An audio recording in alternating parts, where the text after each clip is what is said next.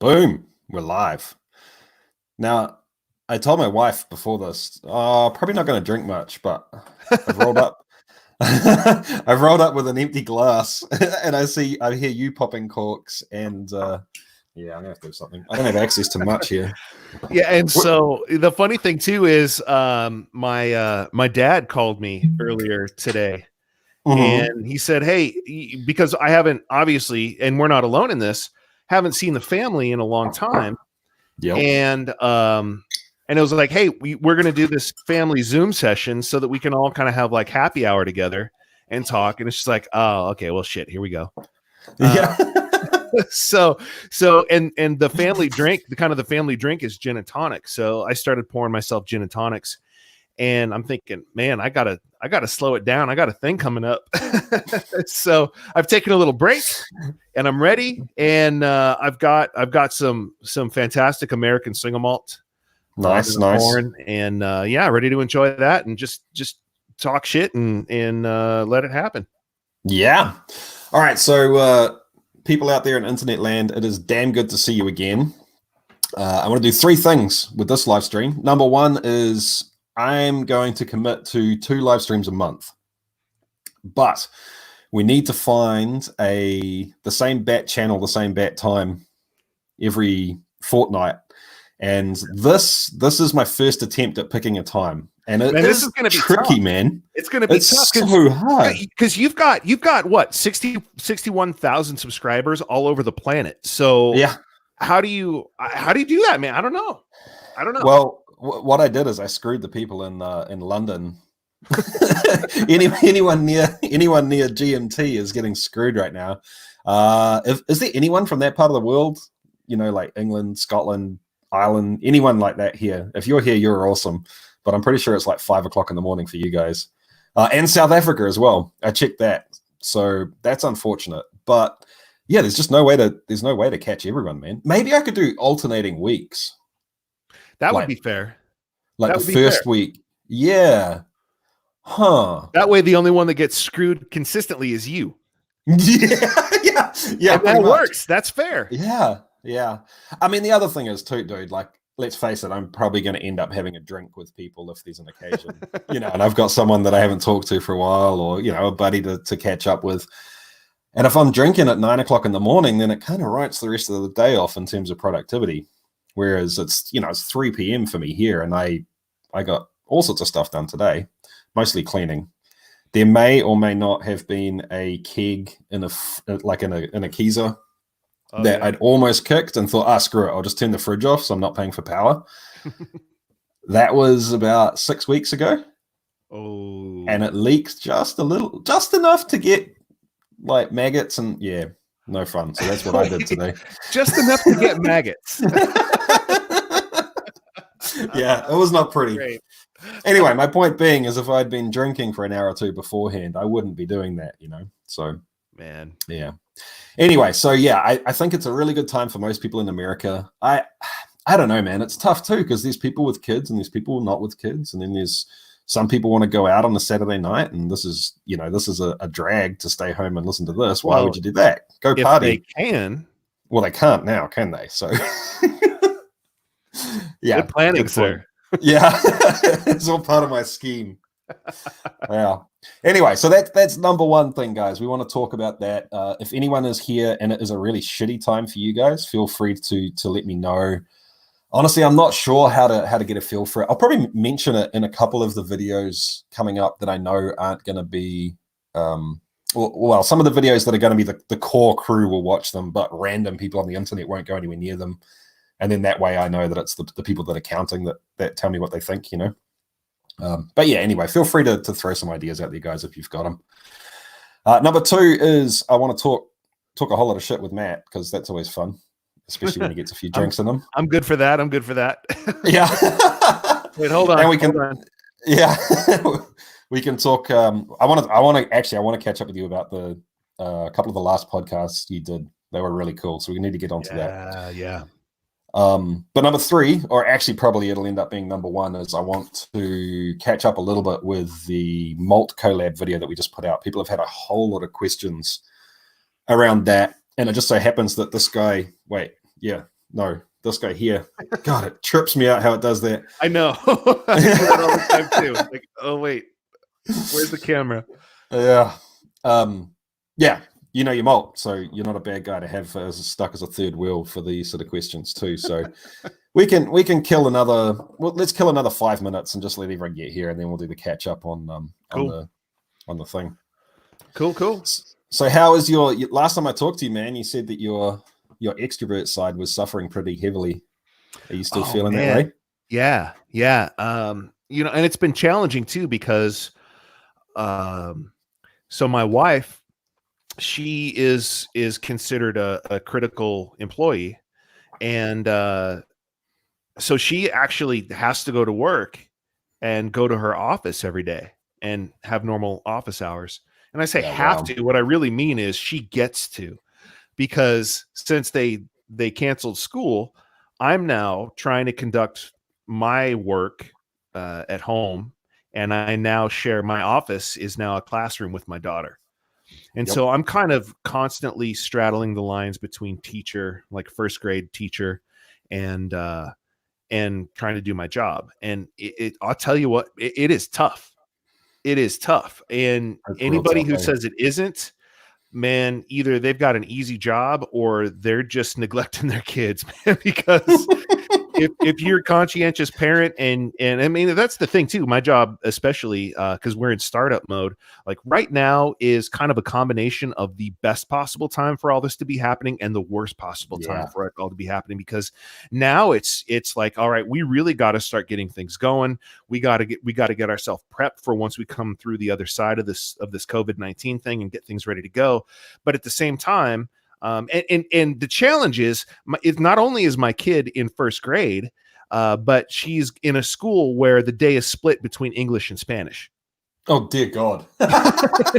So your Spanish just got a whole lot better, huh? Oh man, I mean, thank God I had some Spanish fundamentals going into it, because I can help get that going and not be starting from scratch. But man, it's really tough. And if there were any blurred lines between work-home balance, those lines are no longer existent. Like I'm getting on and sending emails at 9, 10, 11 o'clock at night, and so it's just like, it's just come down to constant scramble mode, and you do what you can do when you can do it, and that's it. And whatever time is left over, that's when you sleep.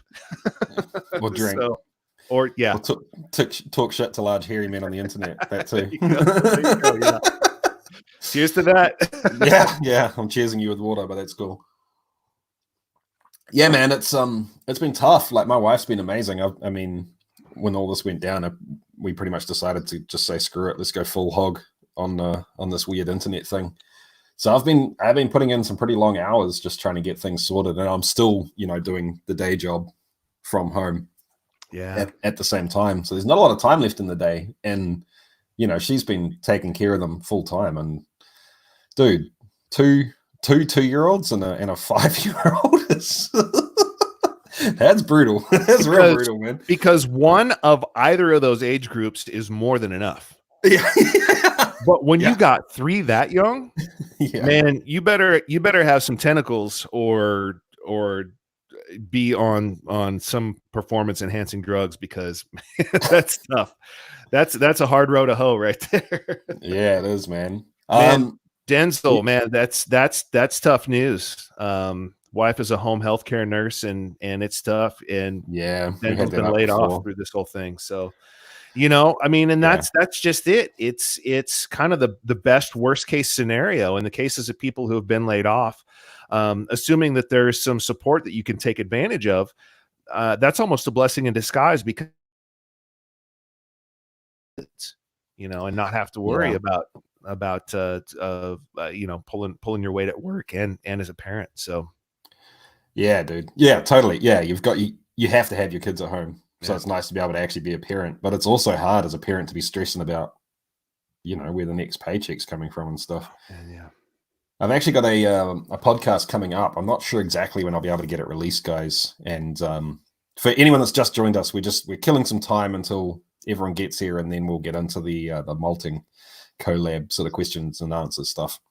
But yeah, he's one of the guys that I used to listen to on the podcast side of things way back, like before I even started the channel. And he's got nothing to do with distilling. He's initially he was a guy that sold shit on Amazon.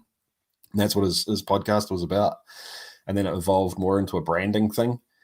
But because he was kind of one of my mentors when it came to the podcasting and the just trying to make a living out of internet stuff, I reached out to him and said, dude, like, let's record a podcast together. And he was all for it. And in the end, it came down to, well, let's talk about the idea of being pushed into something that you'd kind of thought about, and, you know, basically making the best of a worse situation in terms of taking the next step or taking a leap into something that, you know, you've considered or thought about. And yeah, dude, I don't know if you've got something like that, Denzel, but if you have, man, I hope you've got something to, like a personal project that you can be working on. Because let's face it, man, I'm sort of in the same situation. It's not like people are going to be hiring for a while now. So yeah. Anyway, I saw someone say just here that they were on their first. There we go. I have my first mash fermenting. That is dope, dude. I love hearing stuff like that. Let us know what you made, dude. I want to hear. Oh, dude. Yeah, I don't even know how to relate to that, man. Yeah. Like, I mean, because that's the thing when, you know, kids on the spectrum, I mean, man, it's all about having that regimented schedule and that predictability. And when that's gone, it's like, you know, what do you do? Yeah. Well, and just from a parent's point of view too, like, being able to get a break for a couple of hours every day and just sort of hit the hard reset button in any way that you need to on a day-to-day basis is pretty freaking important. So I imagine you're hurting pretty hard right now, Colin. How old's your son, my man? And just so you know, guys, too, we're in StreamYard right now, so there's like a 3 or 4 minute, no, it's maybe not that yet, bad, like a minute delay from when you type a comment to when we see it. Yeah, I'm sorry about the laws over there. Maybe we'll get them changed. Well, hopefully we'll get them changed one day. That would be nice. So Daniel, he says, Matt, are you drinking from a double wall Glencairn? If so, where do you get one? So this is actually a Norland glass. So the thing I love about the Norland glass, and actually Jesse gave me a little shit about this on the last one. I've got Norlands too, bro. I've got the black ones. I saw the black ones. I'm trying to find the black ones. And it was real easy when I lived in a market where there was a Total Wine, because they had this really cool accessory section, and they had you know, Glencairns and different Glencairns, like the standards, the Copitas. They also had the Norlands. They had the clears, the blacks. So this is a Norland glass, and I like it because it's the same idea as the Glencairn in terms of the shape and just controlling the volatiles and being able to control what you're smelling, you know, what you're getting on the nose from the whiskey.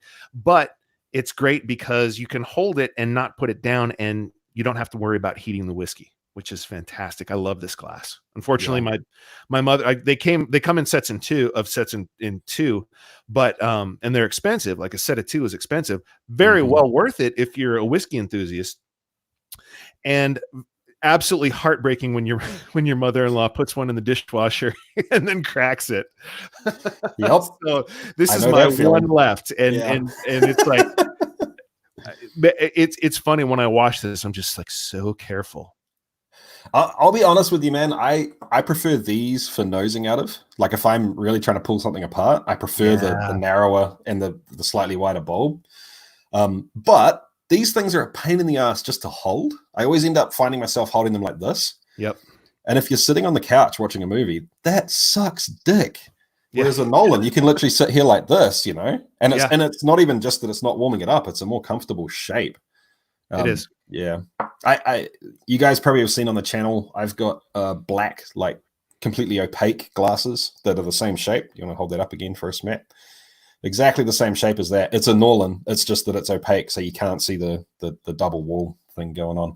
I actually dropped one of them, dude, and it bounced off concrete, like bounced this far off the ground, and it was fine. I don't know how, I don't know why, but I need to get that. The whiskey gods were smiling on me that day. All right, guys. I think this is about our peak in terms of people being here. So let's catch up on this malt collab thing. I'll give you a quick overview just in case there's people here that haven't had a chance to watch the latest Still It video yet. So the idea is that homebrewers get as much information as they want for beer in terms of the grains they buy and the flavors it puts into the end product that they drink, beer. As distillers, all we've got to go off is the information the beer guys have, and those flavors may or may not carry over into a finished product. I can almost guarantee you that some of them don't, but I haven't tested them all. Some will be boosted or more pronounced through distillation, obviously. So basically, we're flying blind in terms of creating a recipe from stuff that you can get at the local homebrew store. You know, unless you've used it all before, unless you've talked to someone that's used it before. So the idea is that if we can somewhat standardize a wee recipe that we can put together in terms of testing different base malts, we can pull our data, we can pull our resources, and we can come up with one place that we can go to that will have a sort of an overview of the flavor contributions that malt will put into a whiskey. And then, you know, obviously you can use that to make a whiskey from. So, Matt, do you want to, seeing as we've got Matt here, which is very fortuitous, talk through some of the issues that you sort of pointed out to me when I talked to you about this? I don't know, that was probably about a month ago now, wasn't it, dude? Yeah, I'm trying to think back. So, you know, in terms of, I mean, so I guess take a step back. At what stage of the game? Because there are different challenges that could be presented. I mean, even as far in the beginning as like milling. Yep. You know, yeah. That could be a challenge. There's just variables everywhere. Yeah. I mean, and that's just it. You know, you've got water pH, you've got temperature control, you've got total dissolved solids in your water, and that's the thing is it's really difficult. You know, when you're talking about brewing, I think brewing beer is a lot easier to sort of hit a target in terms of like if you're flavor targeting. I think it's a lot easier to do that because brewing is so much more forgiving. But in distilling, when you take it that extra step, and then you're really getting Nat's ass on chemistry and the distillation process, your margin of error is just slim to none. And so the slightest little variable is going to have an impact, and right down to, I mean, you can take one minor variable in the very beginning. Like if you're running on a standard, if you're milling your malt on a standard, like brewer's home, like hand drill, roller mill, most people don't even think about it. It's just like, oh, I need to put it in here and crush the grain. But from a maltster's perspective and a distiller's perspective, when you have that level of control over the process, what you do is you actually do sensory evaluation on your grist as you're milling it, and you figure out down to, from personal experience, which is what I used to do, down to 1/10 of a millimeter on a mill gap setting on how you need to change that, because the grain is going to have a different level of plump. It's going to have a different percentage of plumps. The plumpness itself of the grain is going to vary as well. And every one of those variables on the front end from the commodity raw material perspective is going to have an impact on how you need to treat that grain throughout the process from the time you open the bag.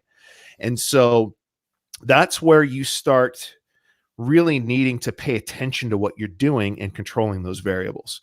I liken it to, you know, coming from a coffee background, when I make coffee, and this is a funny anecdote that I've been talking about for the past few years, but I used to own a coffee brand, and my wife will no longer make coffee in the house anymore because she doesn't have the bandwidth to do it. I mean, she just doesn't have the patience, and because what I'm doing is I'm measuring temperature, I'm measuring time, I'm measuring my grind setting down to the micron.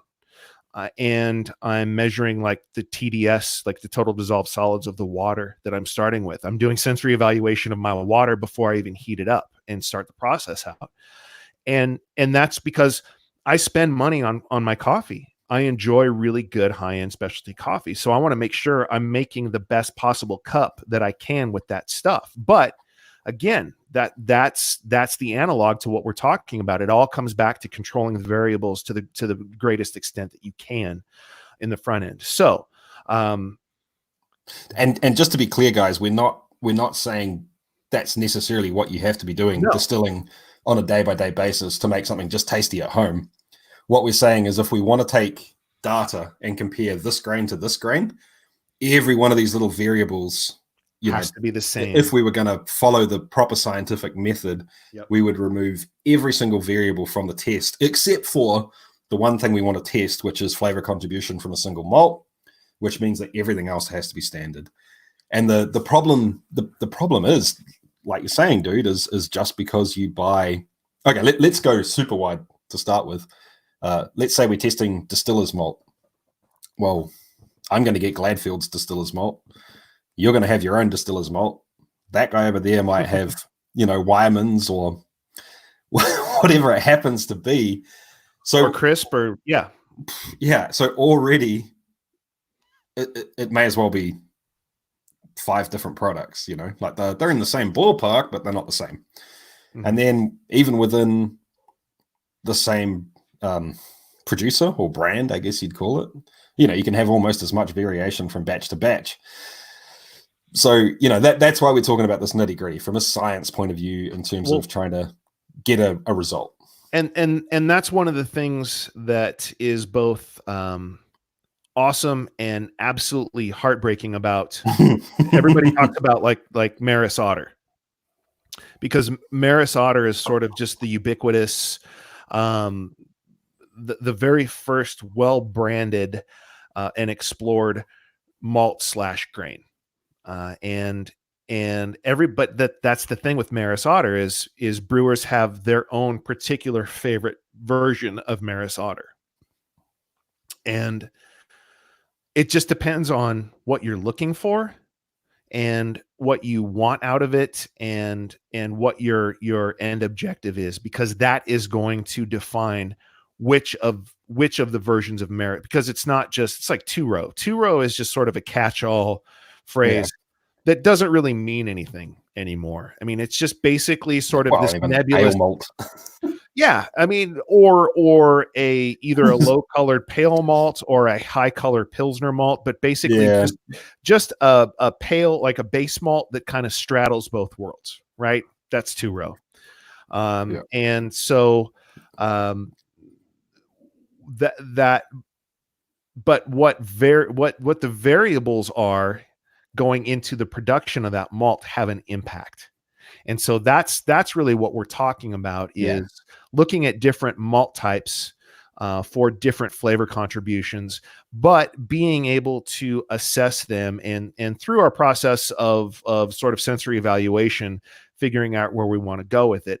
But we have to be mindful of the variables that are playing a contribution in that process. Like, for example, at my house, my house was built in I've got a mid-century house that was built in the early 50s, and we still have the original pipe, the original plumbing coming in, and the mineral content of my water, my TDS in my water is all over the place, and the flavor of my water changes from day to day. But that's something that, being mindful of the variables that I need to control, I pay attention to. And so that's just another example and an illustration of the fact that you just need to pay attention to what you're doing, make sure that you're conducting the best sensory evaluation trials that you can, and then just build from there. Yeah, and to be fair, it goes both ways, right? You can set up the scientific process to try and how do you put it? You change your process to reduce the variables. So water would be a good one, right? So if your water changes, then you change what you add to the water to try and make the water the same. That's valid. The flip side is that you take all of the variables out of your process and you make your process exactly the same every time, which, to be fair, is probably, for the example of water, is probably going to reduce your, your accuracy of the test. So that's probably a bad example. I'm trying to think of another one, but one won't pop to my mind. But the flip side is that instead of trying to come to the same starting point in terms of an ingredient every time, you come to the same starting point in terms of your process every time.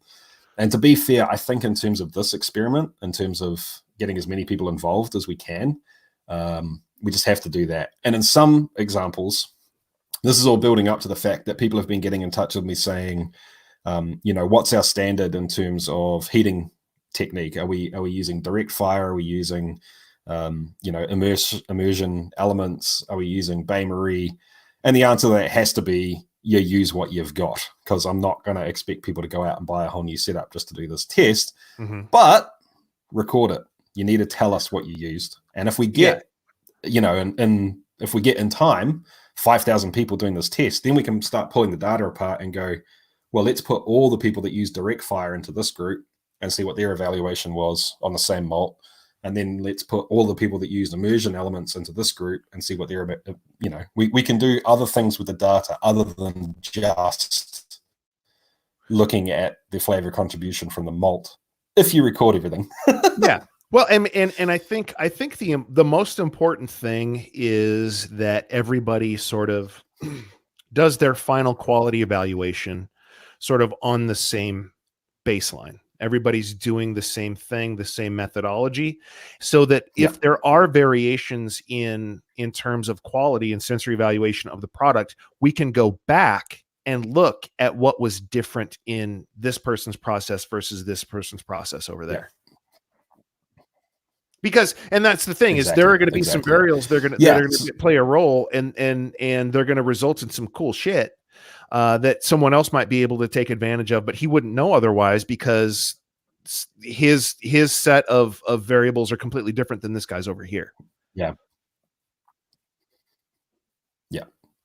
And at the end of the day, the only advantage we have in this is numbers. We've got the advantage of potentially getting a whole lot of people together. One of the other questions I had, and if you do have any questions about this, guys, feel free to throw them in the chat here too while we're on the topic.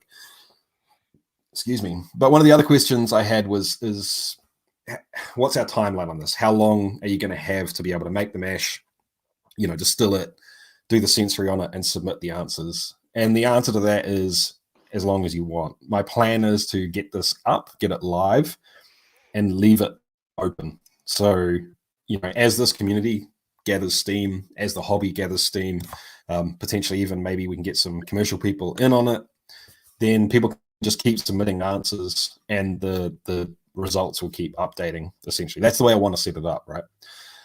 So the one advantage we've got is that we can just throw numbers at it. We can keep evening out as many variables as we can by the power of the average is basically the only thing we've got going for us. But that only works, guys, like we said, if you record everything. And that comes down to me in terms of I need to give you a standardized box for everything. And, so let's talk about the heating method one, right? There'll be, what method did you use to heat the still? And there'll be tick boxes underneath, and all you need to do is go, because we don't want people writing in elements, and then the next guy writes in immersion element, and then the next guy writes in hot water element, and then the data's all, it counts that as three different things. So we want to stay away from that as well. Yeah, so there's another one, right? So I don't think I can stipulate that and hold people to it, because one guy's got a 3-liter still, and then the next guy's got a 100-liter still. So it's going to be, you make what works for you, but there'll be a box saying, what size mash did you have? What size ferment did you have? What size, what volume went into the still, for example.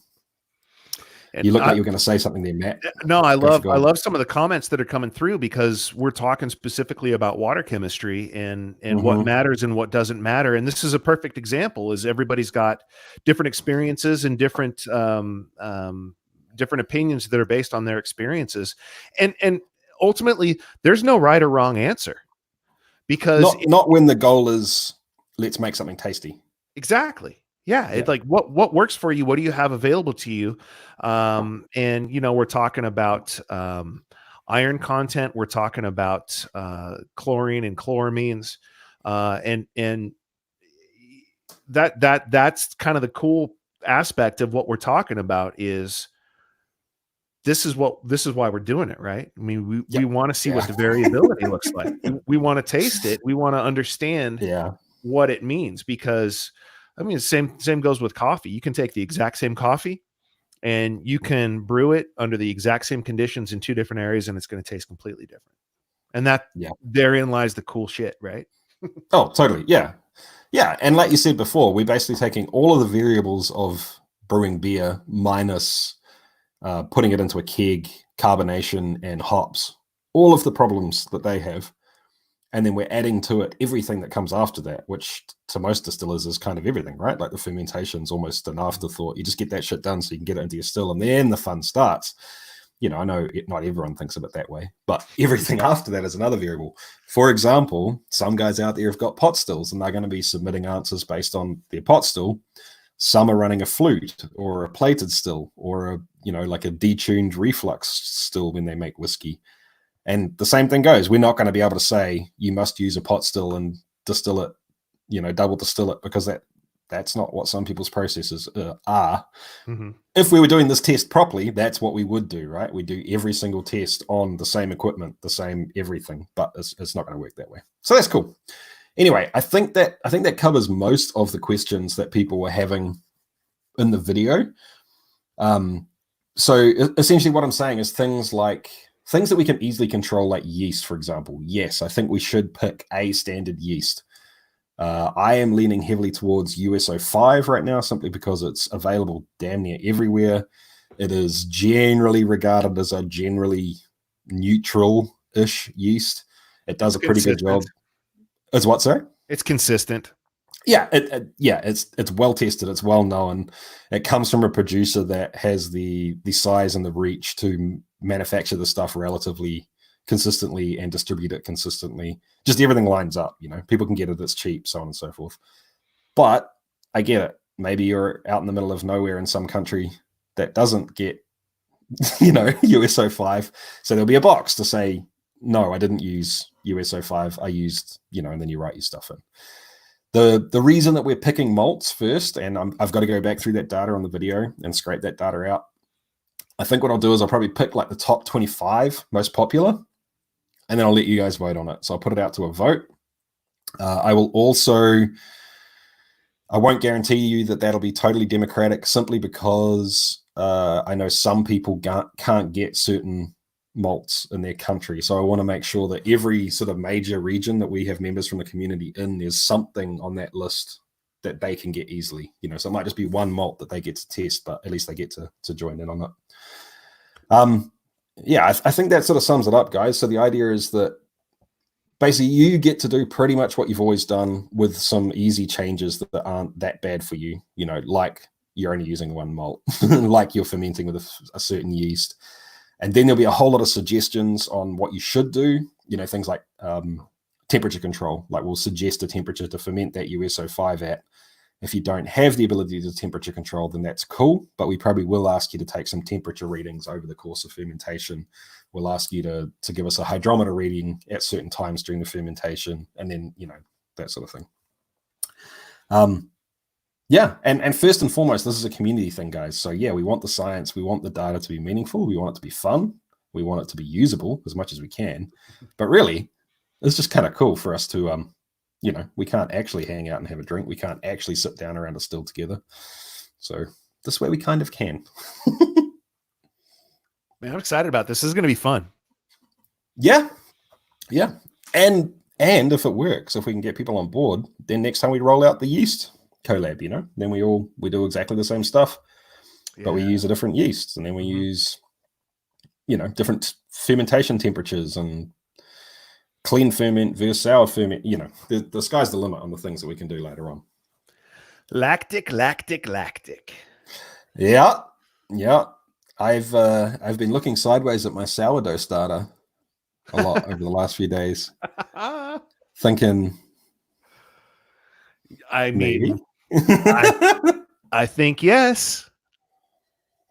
I think it would be interesting to at least look at. Yeah, why not, right? All right, guys. So if you have not listened to the Single Malt Matters podcast, you need to do so. And if I'm going to suggest a specific episode, get stuck right into number 10, which was really cool. Like, I'm in the middle of trying to develop a specific recipe to be able to share with everyone at the moment. And there was some really cool information on just that, on using different barley types. Mm-hmm. So I don't know, man. That, yeah.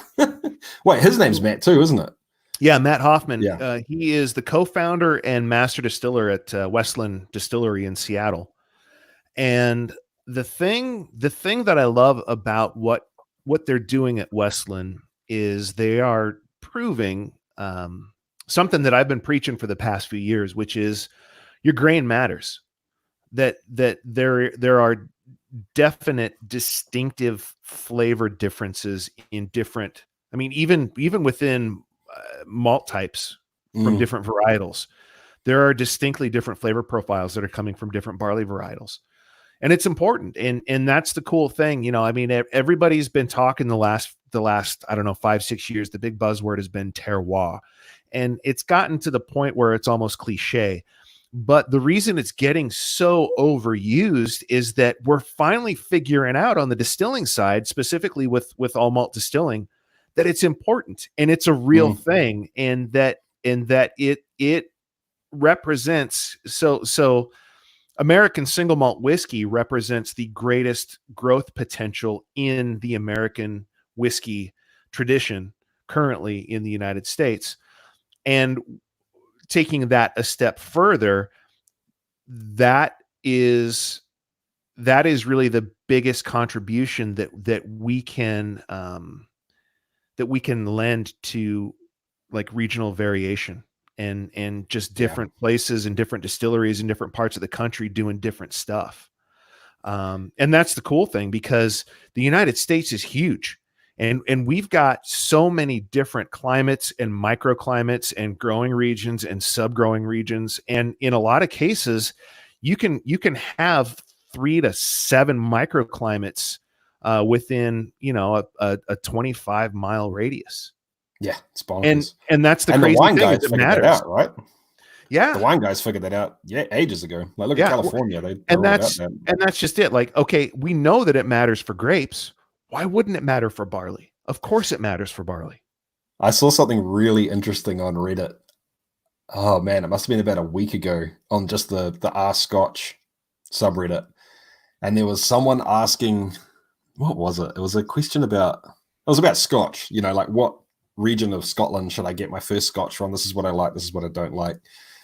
And the first and most, like, one of the most upvoted answers, it was quite an old thing, I don't know why it served it up to me, was basically, regions don't matter. There's no such thing as terroir in whiskey.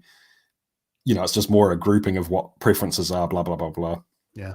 And then you go down, and then like 8 months later, the same guy, the guy that said that, was like, oh shit, I'm sorry, I was wrong.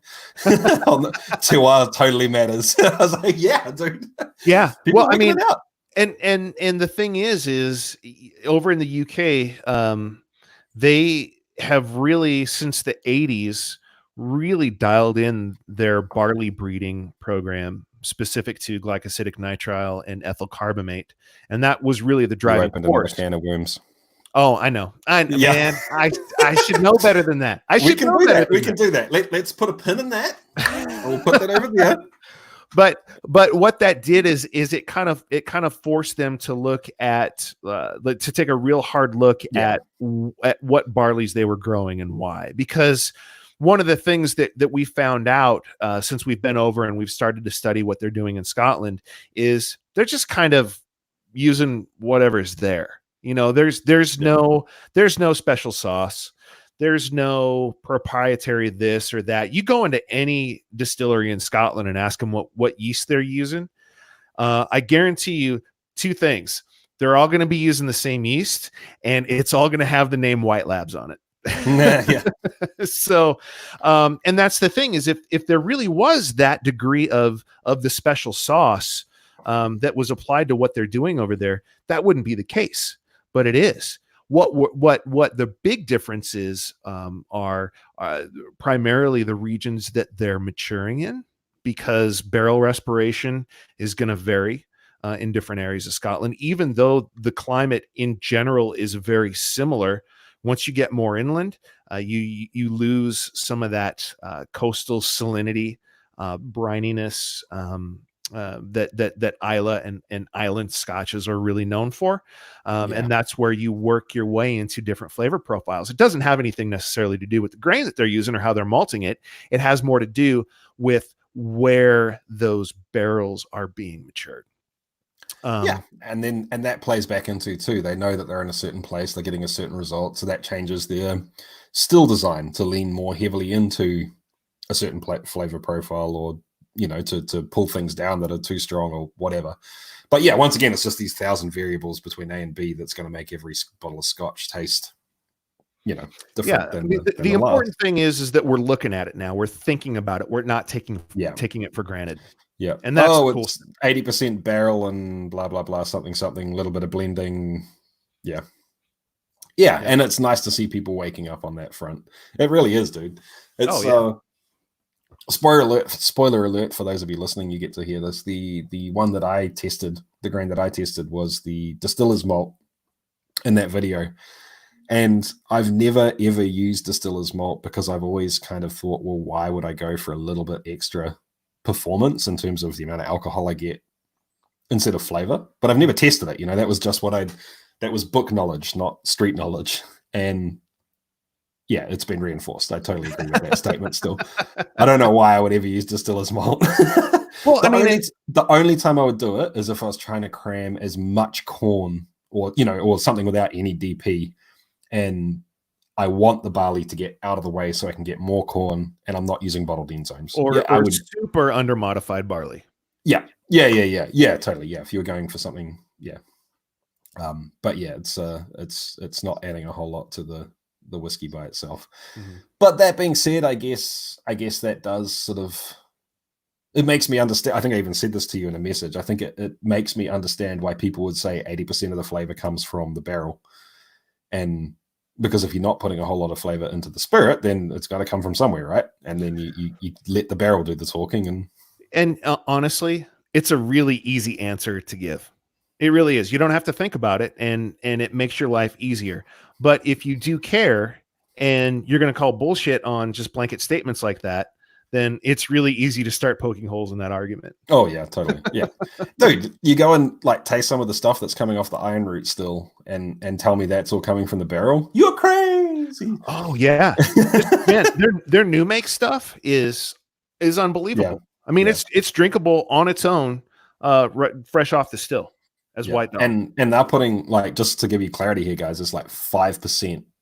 They're subbing out for, from their standard corn to something like Bloody Butcher or whatever they're putting in, 5% of the grist. And you can taste it. It's huge.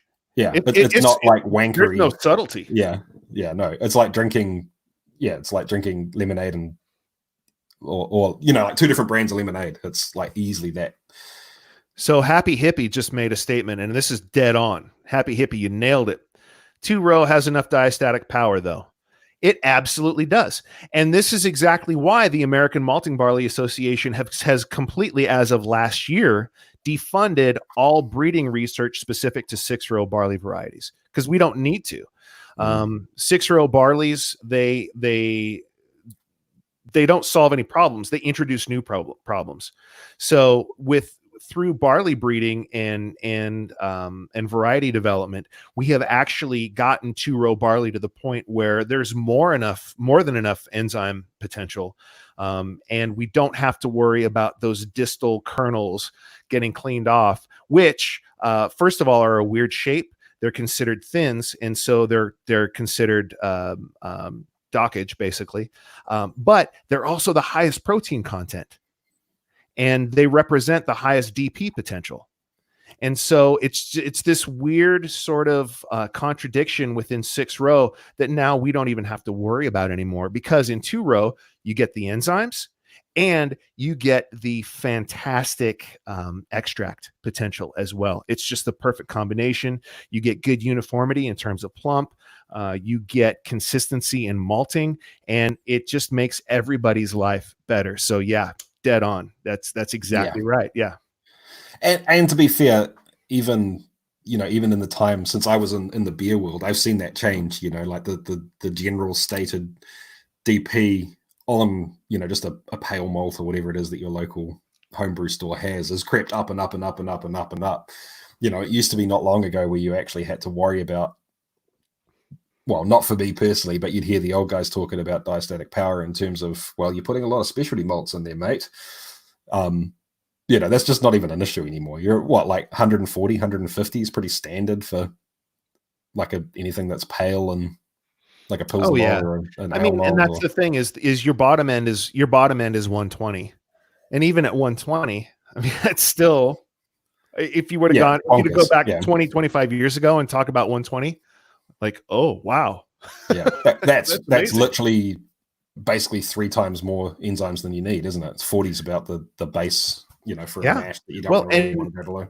And I want to go back and I want to talk a little bit about Distillers malt, because that's one of the things that in the malt world, I personally, and I know I'm not alone, am really pushing to sort of increase awareness of, because there is, I think, a tendency for people to take that term for granted and apply that to single malt and all malt distilling. And that's actually the opposite. Distillers malt, first of all, to your point, you don't use for flavor. You actually use it just strictly for enzymes. That's it. You just want conversion out of that. So, and the less flavor, the better. So typically, from a production perspective, how you would make a distiller's malt is you will take a high protein barley, and there are specific barleys that work better than others, which is the case for any malt. But you'll look for a particular protein band, and then you'll take your germination process very slowly and very consistently and very cold. You want to germinate as cool as possible, because you want to keep your color low, because you want to put a throttle on the Maillard potential when you're in kilning with that. The other side of that as well is you don't want to kiln at too high a temperature, because once you get past about 54 C, that's where you start killing off enzymes. So you want everything slow and low throughout the whole process. You're going to over modify that grain and reduce the extract, but that's why you're doing it, is because you're just boosting up the enzymes in the alurone layer of that barley, and those are going to start to eat away at your extract, at your carbohydrates. And but what that means is you're doing that whole process to control it so that you're not getting flavor and you're maximizing your enzyme potential, and that's it. So really the best use for distiller's malt is in a 4-grain bourbon. Yeah. It's an excellent use for it. Aside from that, don't even worry about it. Yeah. Yeah. It's just, I've never wanted to try it, I guess. But to be fair, something like this is fun, because now I have tried it, and now I can, when someone asks me about that, I don't have to just rely on, well, I read it somewhere and I hope that the source I read it from is true. It's oh, Sam, I'm sorry. He says I'm bumming him out. He's doing a spirit run. He's doing a spirit run with just distiller's malt. Well, I mean, and now you're going to have your own perspective and your own context when you start doing your flavor trials on that. You start doing your sensory evaluation on it. Now you have a little bit more perspective when you're tasting it. And maybe it's exactly what you expected it to be, and maybe it's not. But now, you've got a better understanding of what it is. Yeah. And don't get me wrong, dude. I think it's still going to be delicious. Like, it's still going to age out, and it's going to be tasty. Well, that's a great point. It's not going to be bad at all. No, it's just a comparison thing. Yeah, I'd rather have some nuttiness or some roastiness or some toastiness, or even push it through to maybe a hint of like toasty, acrid, not acrid flavor, but acrid, towards coffee or chocolate. I'm really more towards specialty malts here, but why not? Like, why would you not want that in there if you could have it in comparison? And the answer to that is it's entirely up to you, right? Some people like Isla, some people like Speyside. It's just a preference. It's not good or bad. It's just different, And at the end of the day, that's where I go. Yeah. Well, at the end of the day, it's all different tools in your toolkit, right? And so now, what you're doing right now is going to inform your next mash and your next distillation, which is going to inform the next one after that and the next one after that. And then 10 distillations down the road from now, you're going to come back to this one and say, oh yeah, I need to put some of that in here. Yeah. It's all just part of the game, man. It's just all trial and error, and it's just figuring it out and growing your own toolbox in order to know what's available to you and how best to use it for your specific purposes and your setup. Which is the beauty of this hobby, right? You get to you get to make the spirits you like the way you like. And honestly, some people just enjoy the hobby of it more than the drinking of it. So if you enjoy doing whatever it happens to be, if you want to do step mashes, or you want to do, I'm looking for the word that is when you reboil the grains. The decoction. Thank you, sir. Decoction. If you want to do a decoction and that's fun, I think you're fucking crazy. But that's okay. Go for gold. It's not fun. No, some people are just masochists. Yeah. DP's a hard limit. You can use whatever you want, right? Like, it's just that, I guess my point, I'm thinking you're talking about me saying I'd use it with corn. I wasn't saying I would always use it with corn. What I'm saying is, if I wanted to get to the very highest possible percentage of something that wasn't malted and had no diastatic power itself, like a 4-grain bourbon where you're adding in even more grain, other parts of your grist are not malted. They're not bringing any diastatic power to the table. Then using the very highest diastatic power you can get from something like a distiller's malt means that the malt you're adding in, purely for the sake of getting the enzymes, can be a much smaller percentage of the overall grist. So yeah, and everything in between is valid, right? Well, and here's the other side of it too. Like, a 4-grain bourbon is really tough. That is a tough spirit to make, because you've got 4 grains with 4 different sets of sugars. And this is what situation where distiller's malt is fantastic, because you've got a whole range of enzymes that are going to do their own thing at their own temperature range. Yep. And so, but that's just it. It's like, you've got so many, going back to the variables that we were talking about in the beginning. You've got your fructose, your sucrose, your maltose, your galactose, your maltotriose. You've got all different levels of this stuff that are all being contributed from the different grains. But then you've got to figure out a way to be able to get your best conversion out of that mash using what you have available to you. And distiller's malt is a really easy way to do that. And frankly, more interesting, in especially in terms of flavor contribution or potential flavor contribution, because at the end of the day, as depending on how you look at it, as boring as distiller's malt may be from a sensory evaluation perspective, it's still going to be better than exogenous. Yeah, that's my perspective. Yeah. I'll go with that.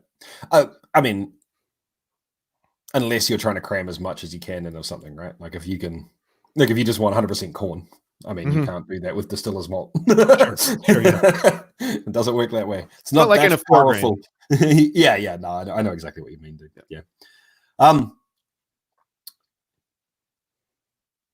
Hope you brought enough to share. I don't know what you're talking about, dude. Are you talking about what we're drinking? I'll pour some That for you might be guys. tricky. Yeah. Here, I'll pour some for you right now.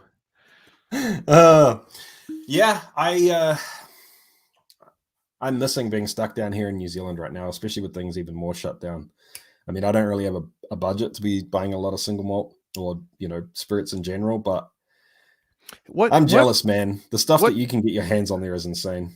What does pricing look like for you in New Zealand? I mean, is it exorbitantly expensive to get just even a pedestrian bottle of single malt? No, so the single malt Scotch is actually pretty reasonable compared to what you guys get. The last time I looked it up with who was it with Vito, who was on the live stream I did with him. Like a bottle of Lafroig 10 or something like that's actually a little bit cheaper here than Canada. So it's maybe you've got a slight edge on us, but the big difference is that you get, you can get a decent bottle of bourbon for $25. Something that's completely respectable. For us down here, nope. It's it'll be the same price, if not more, than a single malt. Even for Maker's Mark or what's crazy to me? Jack or something. The last time I was in Greece, I was on Santorini, and I went into a liquor store in Santorini, and I saw they had the handles of Jack and Jim Beam, and they cost a handle of this stuff cost half of what a 750 costs here in the States. Really? How does that work? So we pay, and here's the thing that drives me nuts about the States. We've got different pricing and different government taxes that we have to pay, and it doesn't even vary necessarily from state to state, but in some cases municipality to municipality. But we've got a lot of luxury tax that gets put on alcohol in the States. Yeah, or evil tax. Yeah. And it's just, when I moved to Montana from, like, for perfect example, Wild Turkey 101. This bottle, this has been a great bottle for me. It's been a staple in my collection for years. Nevada, before we moved here, I could get a bottle of this stuff for under $20, which was fantastic. I moved to Montana, and we don't have sales tax in Montana, which is cool, but there's an excise tax that we have to pay through. And so just tack an extra 10 to $15 on top of every bottle to start with. Yeah. Yeah. So Wild Turkey at the place that I normally buy my stuff from is $56. And I can get, like if I can pretty easily get a nice Scotch for 60. And I just, what if something's on special? And when I say something nice, I mean like Lafroig 10 or Talisker. I love Talisker. Something like that. Yeah, I said that because my man just said it here in the comments. We're going pie. I missed it. Oh, a little slow on the uptake today. But yeah, so I mean, basically it means that I don't really buy bourbon. I tend to prefer single malt over bourbon. But to be honest, that might just be also because I've explored single malt a whole lot more, because that's what I got into, and looking at what prices you guys have, it's just sort of, it's silly for me. Although with the New Zealand dollar being so freaking weak right now, it's about, it's not that bad when you could do the conversion. But yeah. Carlo, Isla all day over Wild Turkey. My man, 100%, absolutely.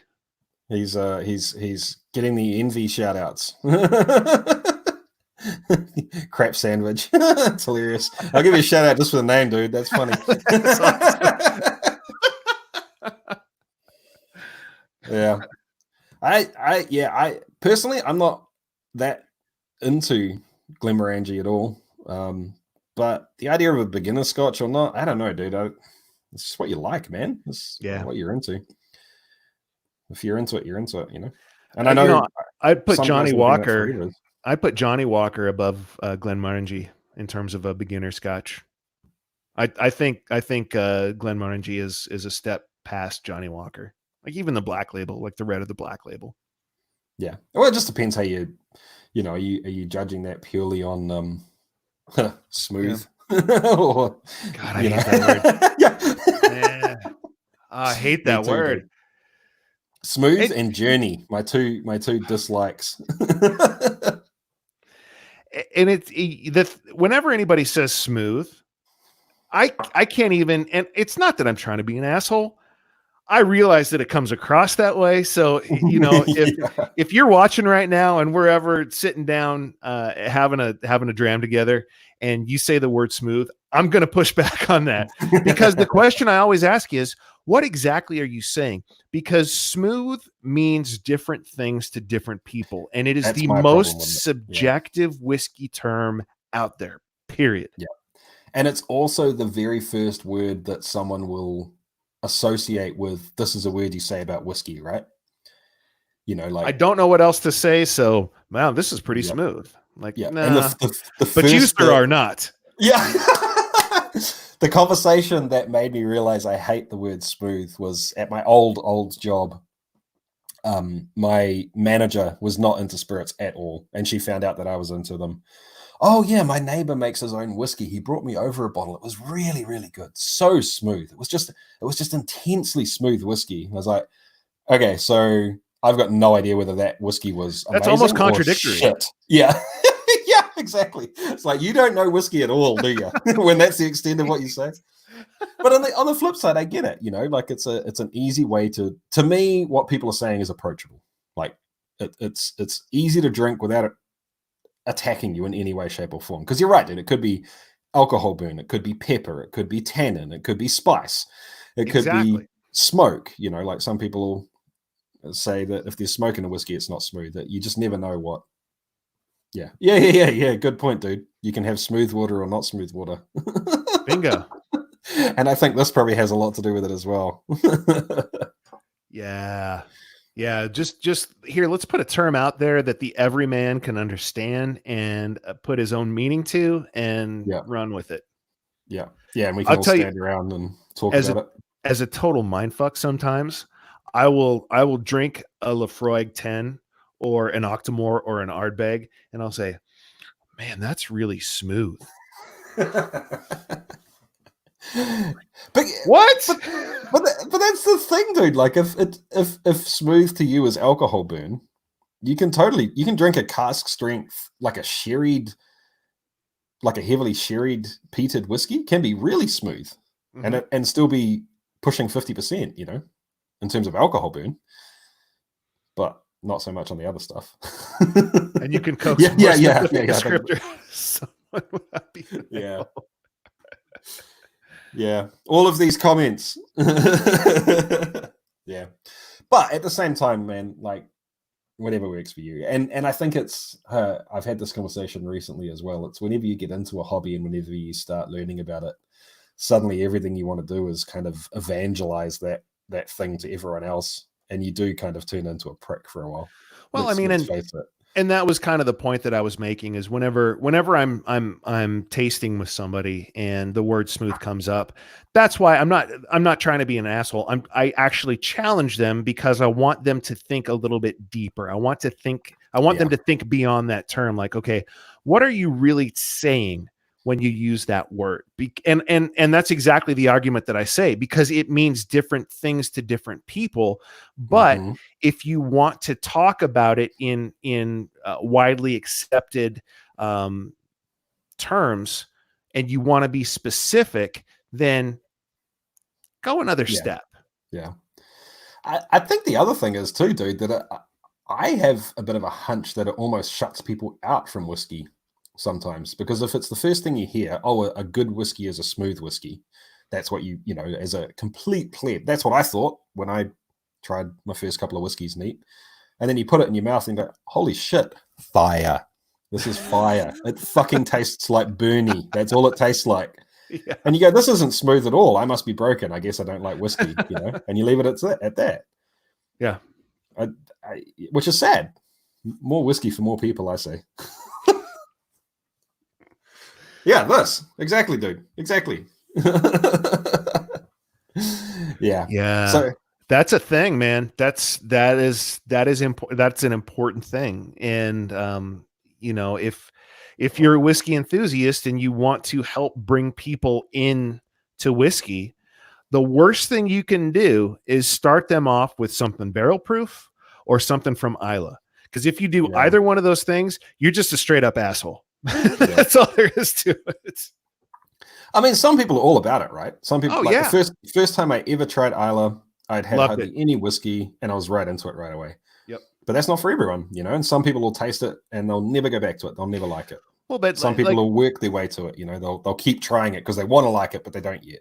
A good example is, I've got a cousin that I met for the first time a few years back, and she knew that I was into whiskey and a maltster, and that this was my profession, and she saw that as an opportunity to start asking me questions because, to your point, she was like, I feel like something's wrong. I feel like I'm missing out on something because I had this experience, and specifically, it was an Isla whiskey that someone turned her on to and said, "This is the best stuff. This is mother's milk. You'll never find anything better than this." And she's like, "I really hated it, so I just assumed that's what Scotch was, and I never tried it again." So and so I actually, and then she took that a step further and even said, I never thought I liked whiskey.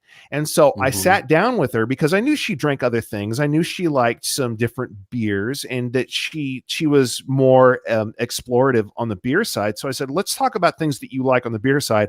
I'll translate that over into some things that I've got here in my collection, and let's just taste them and see what you think. And what she came to find was she really likes whiskey. She just had that very wrong initial experience with it. And I was able to help her not only get past that and realize that she liked whiskey, but give her some examples of some different places to start exploring whiskey from. Yeah, totally. I mean, whiskey also suffers from a classification thing, right? You give something like Lefroy to someone and they try it and they go, "I don't like whiskey." And it's simply because they just think that's like whiskey is Scotch and whiskey is synonymous. Bourbon is bourbon, and bourbon has nothing to do with whiskey. It's something totally different. Yeah. Bourbon or whiskey. Yeah. Would you like a bourbon or would you like a Scotch? I'll have a whiskey, thanks. Like, so it's hard. Like, it's still tricky sometimes when you get thrown a weird curveball to go, wait, is that not? Where does that fit into the lexicon of, what defines a whiskey and what doesn't?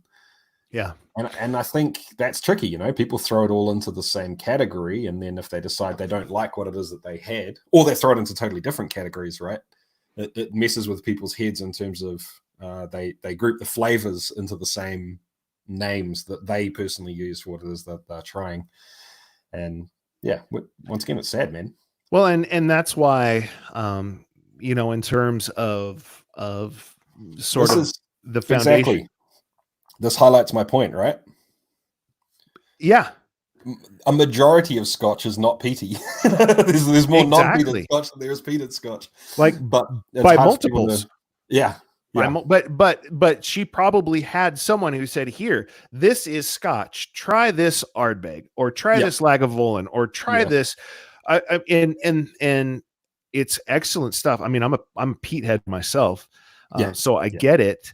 But at the same time, I'm also cognizant enough to know that other people aren't like me, and in fact, most people aren't like me, and they don't like to be challenged on their palates with the spirits that they're drinking. And so I'm not going to pour a dram of that and say, "Here, this is representative of this category." Yeah. And go ahead. No, you're right, Karen. Well, and I was just going to say, going back to when we're talking about classification of spirits, that's why sort of the underpinning of Single Malt Matters in the podcast is really focused on evangelizing the category of American single malt whiskey, because it doesn't exist right now. It's a figment of the imagination in terms of legal perspective and legal definition. The TTB doesn't recognize that as its own thing, but it's different, and it is its own thing. But what we need to do is get that standard of identity passed so that the consumer has that basic understanding of what's in the bottle and that they can make an informed decision when they're making a purchase. Yeah. I don't know how to say your name, dude. Ager's Cauldron, I'm going to guess. There's been some cool freaking names in here. I dig it. But I honestly, I would suggest if you're going to try Isla for the first time, just get whatever is cheapest and most accessible for you, simply because you want to figure out if you like peat or not. And get a peated whiskey. For me, it's Lafroig. Probably Lafroig Select would be the most sort of accessible and cheap. And I'm not saying you're going to love that specifically, but what I'm saying is don't go out and spend $150 on a bottle of peated whiskey and then figure out that you don't like peat. If that sort of price point is a thing for you, if you're happy to go and spend $80, I like the quarter cask, Quarter cask. The Ardbeg 10 is amazing. Lagavulin 9, Lagavulin 12 is, the Lagavulin and the Ardbeg get a little bit more pricey for the same sort of expressions in terms of age statements. Although I prefer the Ardbeg flavor profile, I think, out of most of them. But yeah, what about you, dude? What would be your go-to for like the cheapest bottle you can get, and then something hovering around $80 or something? I mean, in terms of a staple, Lagavulin. Lagavulin is always there. It's not the cheapest. I'd say it's readily available, so it's easy to find. Because I've found that's an important thing too. Not every expression is going to be available everywhere. I also like Lafroig 10. That's just the entry level Lafroig. I mean, that is your starting point into the brand. And I'd say probably its most ubiquitous expression. So if you want to get something that is approachable in terms of a price point that's going to be representative of the brand, that's a great place to start for Lafroig. I also kind of stepping out. It's not exactly the same thing, but in terms of something that's a little bit more aggressive and got more of a smoke profile, Highland Park. As well. Yeah, totally. Also, Highland and the Park Viking 12 Pride's is great. not, either. Actually, the other thing that I would suggest, if you're not sure, if you don't want to go, the reason I hate to suggest Lafroig 10, because out of everything in terms of what I think is a really good whiskey for a good price, that would be, dollar, like in terms of the lower price stuff, that for me is the best, just because it tends to be cheaper than everything else. I don't know if that's the same for you. It is, yeah. Connemara, dude, because that is even cheaper. It is freaking amazing. It is a bit of a unicorn because it is peated Irish, which is really fun. There's not. I think there's one other distillery doing that, and I can't remember who it is. But it does give you that peat, like a fairly punchy peat profile to sort of cut your teeth on and see if you like it. And it's not expensive at all. So anyway, there you go, dude. There's that too. The reason I don't say that is because it's really not that peaty. Like, there's peat in it, but it doesn't. If you've never had it before, it may not be a big enough hook for you to really understand that flavor by itself. To me, anyway, that's what I've, where does Connemara sit in terms of how much peat there is? Way more than the Johnny Walker Black. Not nearly as much as Lafroig 10. But it's probably closer to the Lafroig than it is to the Johnny Walker Black for me. Yeah. I mean, and it's definitely more interesting and affordable. So and see, that's the thing too, is since it's a peated Irish, it kind of sits in this weird no man's land that nobody is really sure exactly how to categorize in a liquor store. Yep. And so they haven't branded it as a premium product either. To me, it doesn't feel like that sort of product. Yeah. But and the funny thing is, it's still got that Irish sort of profile going on underneath. So don't ever let anyone tell you that Irish whiskey is boring, because slap them with a bottle of Connemara and see what that's made of. You know what? Salty Staves, good call. Colila 12. Yeah. Also, everything they do is fantastic, but the 12, in terms of just your general everyday, easy to find, just solid bottle, that's definitely a good one for sure. Actually, you know what, dude? That is not a horrible idea. Go to a bar and order a freaking single pour of it, of something, and then you can go and order a Connemara and a Lafroig 10 next to each other. And okay, so here's the thing: peat is not peat is not peat. Like there is Yeah. very different peat. So Lafroig to me is really ashy and spiky peat. Well, so Whereas, here's the other side of it too, though. So the actual contents of that histosol, which is the soil type of peat, it's called histosol, and it's made of decayed vegetation or partially decayed vegetation. It's going to vary from region to region. So when you burn it and you smoke it, it's going to have a different smell. It's going to have a different phenolic profile. It's going to have a different flavor profile in a finished malt. But it also, and this is really important as well, it depends on how it's smoked and the temperature and how dry it is. Because if you change the moisture content of that peat, that's where you're going to start getting some more of that ashy flavor profile from it, because you're taking it down to ash because you're burning it so quickly or potentially so hot. Peat is an art form all in and of itself, and it's something that we're starting to explore more here in the States, because we're finding that we actually have really beautiful peat available to us here. We don't have to go to Scotland to get peat, but the peat that we have here is different. So it's going to have its own flavor profile. It's going to have its own phenolic profile. It's going to impart completely different things that are going to be more, that's what we're already finding out. It's more American in what you would expect, because it's closer to something like a mesquite smoke or something like that. Because it's probably mesquite in it. Yeah. I mean, that's going to change it. I had to put that up on screen for the shout out for Hitch, but anyway. Yeah, dude, I 100% agree. And I mean, that's why I'm so pumped to have this stuff from New Zealand, right? Like New Zealand has such unique flora and fauna that I have to think that that's going to make a difference in the smoke that comes from the peat. It can't not. Yeah, it can't. Exactly, it can't not. I haven't had enough time with it yet to really figure out, and it's so new. Like it's new make. It's 2 weeks, 3 weeks off the still, and I've just force aged it, so it really doesn't. Yeah, you get the idea. So I'm looking forward to spending more time with that and figuring out what that profile is. But anyway, we got all of that from what bottle of scotch should I get first if I want to try peat. Out of curiosity, Jesse, do you have access to like an HPLC or a GCMS? No. Because I would be really interested in looking at an analysis of your new make to see what exactly is all there.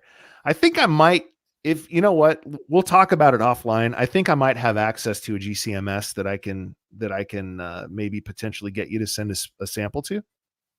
I mean, I need to send you some samples anyway. I am not allowed to give any of my spirits away. I am, however, able to submit samples, small samples of my spirits to experts to see if it is as it should be. Okay. And I would say that would fit that description perfectly. Perfect. Yeah. Awesome. If some of it doesn't make it to the HPLC, then, you're doing a sensory evaluation for me. What can I say? No promises. Yeah. Jesse, the bottle broke. Send me another bottle. That'll be fun, man. That'll be really fun. Yeah. I mean, I'm curious. I'm curious to see what sort of a phenolic backbone your stuff is going to have to it. Yeah. With the peat. Yeah. I'm really interested. That'll be real fun. Yeah. Yeah. I need to get it to a few quote unquote experts to see what they think too, because it's hard assessing your own stuff, man. You've got so much baggage coming along with it when you're tasting something you made, Mm-hmm. And especially when everything's public and you're you're trying to make content out of it and you want it to be enjoyable, but at the same time you want it to be authentic and you want it to be honest and you want it to be what you really think it's hard to make all of those things work together sometimes. So yeah, it'd be nice to get some, someone who's removed from it all to try. So Reese asked a question about where you find peat here in the States. So I know, first of all, there are a few areas that are richer in histosol, and I actually got together with the United States Geological Survey, and I got access to an interactive map that allows you to look at different. It's kind of like a heat map of the country, but it's based on different soil types. So you can see concentration of different soil types everywhere in the country. And one of the things that I found over on the East Coast, obviously, because it's historically very swampy over there. That's one of the big sort of political rallying cries right now is drain the swamp, and there's a good reason for that. That's all marshland over on the New England and the East Coast, but also over on the West Coast, on the coast by like Olympia, Washington, which is where Westland has actually started sourcing their peat. They haven't released any of it yet, but they've been working with maltsters over in the Pacific Northwest and sourcing their peat from place near Olympia. And anyways, I actually got a bunch of it myself and played with it, and it's absolutely gorgeous peat. It's really nice. So it's gonna make for some fantastic whiskey. Probably later this year, they're going to start releasing their first expressions of that. Oh, that's exciting, man. Yeah. So it's out there. The other thing, even in Nevada, there's peat bogs in Nevada. What it comes down to, though, is just because it's peat doesn't mean it's going to work and doesn't mean it's going to be good. So it's a matter of finding it, and then it's a matter of knowing what to do with it at that point in order to figure out whether or not it's going to work for smoking malt. Yeah. That makes a whole lot of sense. All right, let's throw this up on screen. This might turn into a long discussion. Okay. I tried malting for the first time ever and thought it was doing pretty well until the second day of germination while I realized nothing was happening, which was really disappointing. So I'm curious about when you say nothing was happening, and if nothing was happening, how you qualified thinking that you were doing pretty well. And I asked that from a couple of different perspectives. The first one is that from an analytical perspective, what were you paying attention to, like through your steeps and your air rests, in terms of water uptake and moisture content? And at what point did you realize that you needed to go into germination? And then from that point on, how were you germinating specifically? So there are a lot of questions there, and there's a lot of discussion. I think probably, you know what, if you want to email me and let me know what you were doing, I'd love to help you out and help you get onto more of a consistent malting regime. Just send me an email, matt@asmwpodcast.com, and I'd be happy to talk you through it. We can even jump on the phone if you like, and I'll help you out there. You're awesome, dude. Yeah, I just realized halfway through that's going to be real tricky with the delay because we're not going to see that comment come through for a while. Yeah, I mean, and that's the thing, is that it's, going back to what we're talking about with mashing and distilling, man, there are so many variables in malting, so many, yeah, and they always change constantly. And that's we talk about not there not being any special sauce to malting. There really isn't. There isn't a specific way to get a specific outcome that's different or unique or weird in terms of malt. You've got your target and what you know how to make and what you want to make, but really a skilled maltster understands the process and understands the biochemistry of that barley in order to be able to control the variables to get it from point A to point B. And that's it. Yeah. But there's so many variables. Yeah. Yeah, man. It's I haven't decided what to do. I've got some raw barley here, and I really want to get stuck into that and make a video on it. And then I realized that we're starting to get a rodent problem at the moment. Oh. And I was just because I was actually semi thinking of just literally floor malting it on the concrete in the shed, just sweeping down, cleaning really well. And then I was sort of thinking, well, that's not going to happen, not with the little buggers running around.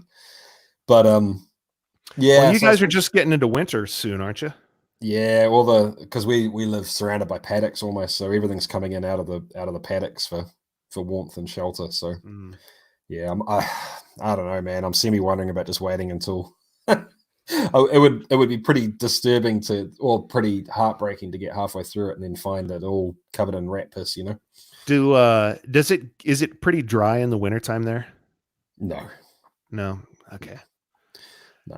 I mean, how cold does it get? Oh, frost's probably, during winter 2-3 times a week. It'll be you think in Celsius, don't you? For malting? No, I think in Fahrenheit. And what I was going to say is, if it's cold enough and dry enough, you can worry. You don't have to worry about germinative energy or germinative capacity if you just hold on to it through the winter. But it doesn't sound like it gets too terribly cold, and it doesn't get dry. So storage capacity is potentially going to be a challenge for you. Oh, right. Just keeping it viable. Yeah. Until summer. What I would do. Do you have Petri dishes and do you do 4 mil, 8 mil tests on your barley? No. Okay. Because you can test germinative capacity and germinative energy at home and just make sure that your barley is staying vigorous. And if nothing else, when it comes time to malt it and you feel comfortable doing it, you'll know what sort of a germinative starting point you're looking at. That's true. Yeah. I mean, the other thing I was thinking of is basically building some sort of almost like a beer, like a beer safe with a screen door, like you're talking about doing it, malting it on a screen anyway, and just having it suspended mid-air, somehow so they can't get to it with a pole in the middle on the bottom or something. I don't know. But then I'll be able to climb that anyway. Those little fuckers will figure out a way. They always do. Yeah. I hate them. They're bastards. Oh, unstoppable, eh? Yeah, we've got the same problem at the day job. It's just you put food around that they like to eat, and they'll find it, man. They'll get there. You can kill as many as you want, but yeah. Bearded and bored in the house. Yeah, what's up? He's in the house. Cheers, buddy. How's it going, Bearded? Yeah, someone gave you a shout out to your malting video earlier on, dude. You missed it. You could have been here. Cool. All right, guys, we've been at this for an hour and a half. I think it's about time to knock it on the head. So if you have any questions that you want to throw at us, feel free. You got about another. We'll give you 5 minutes to let anything pop up in the comments, just to deal with the delay, and also so Bearded doesn't turn up and then we leave on him. That would be rude. So a couple of good questions here. Freezer. If you have the capacity and the ability to freeze your barley, excellent. That's fine. And that's just it. Even here's the other side of it too. After you've malted it, you can freeze it, even if it's green, because your green malt is going to have both because your extract isn't going to change, right? Your extract is your extract whenever you're done, but your enzyme potential and your enzyme package is going to start to decrease once you take that temperature and you start ramping it up. Moisture content doesn't matter. At the end of the day, it doesn't, because that doesn't impact anything. It doesn't, neither your extract potential or your enzyme potential. So if you were so inclined and you had the capacity to do it, I would say if you malt at home, take your green malt wet and just put it in blocks, put it in the freezer, and then take it out when you're ready to use it, and it's going to be perfect. Oh, you mean so malt it and then freeze it. Yep. Yeah, right. So I figured, I knew that would be okay because you told me about that in the podcast, but I kind of assumed, I guess, that you would essentially kill the seed if you froze the seed before you malted it. No, and that's actually one of the, so there are different, there's a chart, and basically what it does is it takes air velocity, temperature, and humidity into consideration, and it tells you what the storage capacity is of your grain under different circumstances. And if you can freeze your grain under a controlled dry process, you can hold on to that for years and not lose any germinative energy at all. Nathan, quote unquote, no, I cannot share my whiskey because it's for personal use only. Maybe if I find some experts, I can get some feedback for them. As for the Bastards Ball, dude, I don't know, man. With all the craziness that's going on this year, I don't know if that's going to happen. And even if it does, I don't think I'm going to be able to make it this year, man. But I will be back again for it. 100%. I'll be at another one at some point in the future. I just can't tell you exactly where it is, man. Yeah, I mean, how impossible is it right now for anybody to make any plans for the rest of the year? Oh, dude, yeah, this is just impossible. Yeah. Nice to know that it helps you out, man. Nice to know it helps you, Sean. It's yeah, can't tell you how much that means when people say things like that. That's cool. Keeps us going, doesn't it, Matt? Man, I don't know. I've only been at this for a few months now, so I have yet to get there, but I hope to. Oh, dude, you're going to get there in no time, man. You're going to get there in no time, flat. So here's the thing. Matt's been at this for what? You've got 10, 11... 11 episodes, just getting ready to no. So number 12 is I'm editing at number 12 right now. Here's the crazy, actually, I wanted to tell you about this because you're going to know about this before anybody else.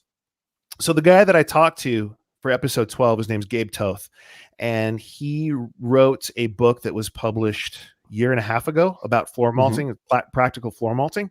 Oh, cool. And he works for a distillery called the Family Jones in Denver, Colorado. And I didn't know you could do this, but I mean, I guess you could do it from anything.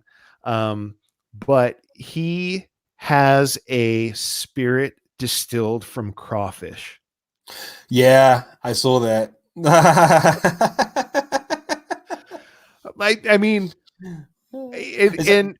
so what sort of level of craziness are we talking here? Is this like a main ingredient, or is there like some crawfish in it? Or that's all it is.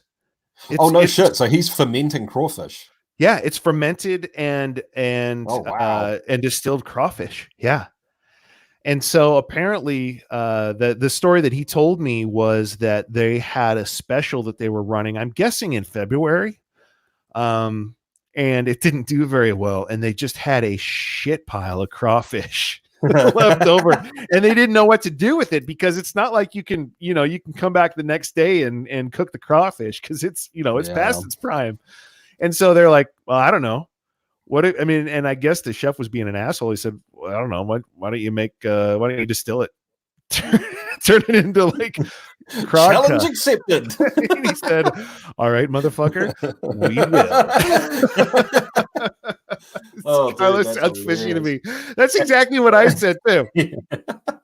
Have you tried it? Was it? I haven't. I think I'm trying to get him to send me a sample of it because I'm so curious. I think, first of all, I think I'm absolutely going to hate it. And I'm right now borderline on whether or not I'm going to vomit, but I have to try it. Yeah. I have to try it. It's like, oh, you son of a bitch. I'm in. I mean, it's a challenge, right? You got to do it now. Yeah. The closest analog I can think of is like a Thai fish sauce because they ferment the crap out of that. And that gets funkier and funkier and funkier. Mm-hmm. But then when you think about that, think about what some rum washes will smell like before you distill them. And, distillation and esterification do wonderful things, man. So, sure. Well, I mean, in the Brits, they make beer out of oysters. So, yeah. I don't know. And that ain't bad either. And I hate fucking oysters. I hate me some oysters. But, yeah, the oyster beer, I have had an oyster stout, and it's actually not horrible. So, I don't know, man. Could be fun. Give it a roll. Yeah, I'm looking forward to it. I'm really excited about it. Yeah. Oh, dude. Oh, yuck. Oh. Yeah. So the apprentice, the apprentice is cleaning stills the day after that one, I'm sure. Yeah, and nobody else came into work the next day. They all called in sick, guaranteed. Yeah. Oh man, nasty. All right, guys, it's been a blast. This is going to be a regular thing. Like I said, I don't know exactly when we're going to do it. I think I'm just going to give this time a nudge from now on in. If you have strong feelings one way or the other, let me know. But like I said, sorry, we can't please everyone. Not that it matters to anyone that's here because you are here because you were able to be here. I did see someone from South Africa earlier on. Sorry, I meant to give you a shout out because that's pretty cool. It must be early for you. But anyway, thanks a bunch, guys. Thanks for hanging out. It's always a pleasure to see everyone in the comments. Thank you so much, Matt. It's always a pleasure talking to you, dude. Just fun. One day. I'm happy to be here. Yeah, man. One day we'll do this in person. I'm looking forward to it. That sounds dangerous. All right, guys. Thanks a bunch, and we'll see you next time.